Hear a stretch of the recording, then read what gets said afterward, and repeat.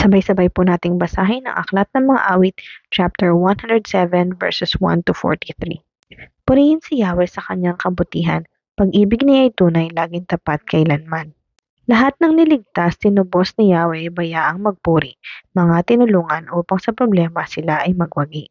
Sa sariling bayan sila'y tinipot pinagsama-sama, silang at kanluran, timog at hilaga ay doon kinuha. Mayroong naglumagak sa ilang nadako at doon nanahan, sapagkat sa lungsod ay wala ng lugar silang matirahan. Wala nang makain kaya't sila'y nagutom na uhaw na lubha, ang katawan nila ay naging lupaypay, labis na ng hina. Nang sila'y magipit kay Yahweh sila'y tumawag, at dininig naman sa gipit na lagay sila'y iniligtas. Inialis sila sa lugar na iyon at pinatnubayan, tuwirang dinala sa payapang lungsod at doon tumahan. Kaya dapat namang kay Yahweh ay magpasalamat dahil sa pag-ibig at kahanga-hanga niyang pagliligtas. Mga nauuhaw ay pinapainom upang masiyahan, mga nagugutom ay pawang binubusog sa mabuting bagay. Sa dakong madilim may mga nakaupo na puspos ng lungkot, bilanggo sa dusa at sa kahirapan sila'y nagagapos. Ang dahilan nito sila'y naghimagsik lumaban sa Diyos, mga pagpapayo ng kataas-taasan ay hindi sinunod. Nahirapan sila pagkat sa gawain sila'y hinagupit, sa natamong hirap nang sila'y bumagsak ay walang lumapit.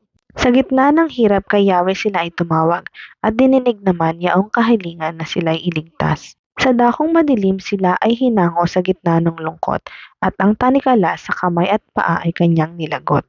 Kaya dapat namang kay Yahweh ay magpasalamat dahil sa pag-ibig at kahanga-hanga niyang pagliligtas. Winasak niya maging mga pinto na yari sa tanso. Ang rehas na bakal ay nababaluktot kung kanyang mahipo. May nangagkasakit dahil sa kanilang ligong pamumuhay, dahil sa pagsuway ang dinanas nila'y mga kahirapan.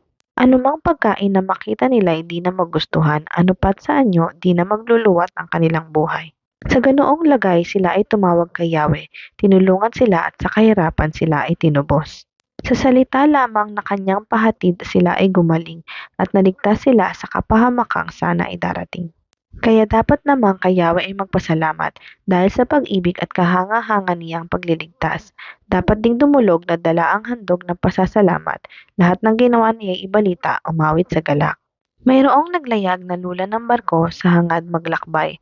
Ang tanging layunin kaya naglalayag upang mangalakal. Nasaksihan nila ang kapangyarihan ni Yahweh, ang kahangahangang ginawa ni Yahweh na hindi maarok. Nang siya'y mag-utos, naggalit ang dagat, hangin ay lumakas. Lumaki ang alon na kung pagmamasdan ay pagkatataas. Ang sasakyan nila halos sa ipukol mula sa ibaba. Kapag naitaas, ang sasakyang ito'y babagsak na bigla. Dahil sa panganib, ang pag-asa nila ay halos mawala. Ang kanilang anyo ay parang mga lasing na pahapay-hapay. Dati nilang siglat, mga katangi ay di pakinabangan. Nang nababagabag kay Yahweh sila ay tumawag, dininig nga sila at sa kahirapan sila ay iniligtas.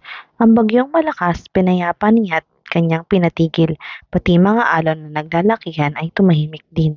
Nang tumahimik na, sila ay natuwa, naghari ang galak, at natamon nila ang kanilang pakay sa ibayong dagat. Kaya dapat namang kay Yahweh ay magpasalamat dahil sa pag-ibig at kahanga-hanga niyang pagliligtas. Itong Panginoon ay dapat na itanghal sa gitna ng madla, dapat na purihin sa kalipunan man ng mga matanda. Nagagawa niyang tuyuin ang ilog na tulad ng ilang, maging mga batis ay nagagawa ring parang lupang tigang. Ang lupang mataba kung kanyang ibigi nawawalang saysay, dahilan sa sama ng mga nilikhang dooy nananahan. Kahit naman ilang nagagawa niyang matabang lupain, nagiging batisang sagana sa tubig ang tuyong lupain. Sa lupaing iyon ang mga nagugutom doon dinadala, ipinagtatayo ng kanilang lungsod at doon titira. Sila'y nagbubukid, nagtatanim sila ng mga ubasan, umaani sila ng saganang bunga sa lupang tinamnan. Sila'y pinagpalat lalong pinarami ang kanilang angkan at dumarami rin pati mga baka sa kanilang kawan.